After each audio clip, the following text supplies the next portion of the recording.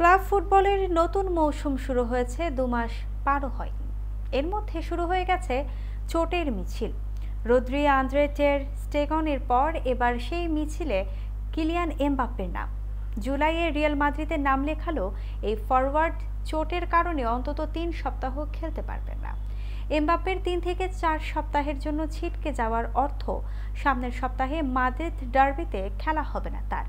কিছুটা অনিশ্চয়তা থেকে যাচ্ছে অক্টোবরের শেষ সপ্তাহে মৌসুমের প্রথম এল ক্লাসিকোয় খেলাও। ২৫ বছর বয়সী এমবাপ্পে সর্বশেষ খেলেছেন মঙ্গলবার রাতে লা লিগায় আলাভেসের বিপক্ষে ম্যাচে। সান্তিয়াগো বার্নাব্যুতে অনুষ্ঠিত ম্যাচটিতে ৮০ মিনিট মাঠে থেকে তুলে নেওয়া হয় তাকে। পরে ম্যাচ শেষে রিয়াল কোচ কার্লো আনচেলতি জানান, অস্বস্তি হওয়ায় চোটের শঙ্কা এড়াতে এমবাপ্পে নিজেই মাঠ থেকে উঠে যেতে চেয়েছিলেন। তবে রিয়ালের পক্ষ থেকে এমবাপ্পের চোটের বিষয়টি নিশ্চিত করা হয়েছে। ক্লাবের বিবৃতিতে জানানো হয়, রিয়াল মাদ্রিদ মেডিকেল বিভাগের পরীক্ষায় এমবাপ্পের বাঁ পায়ে চোট পাওয়া গেছে। এজন্য কতদিন খেলার বাইরে থাকতে হবে তা অবশ্য জানানো হয়নি। প্রাথমিক অনুমান অনুসারে এমবাপ্পে যদি সময়মতো সুস্থ হয়ে ওঠেন, ২৬ অক্টোবর বার্সেলোনার বিপক্ষে খেলতে সমস্যা হবে না।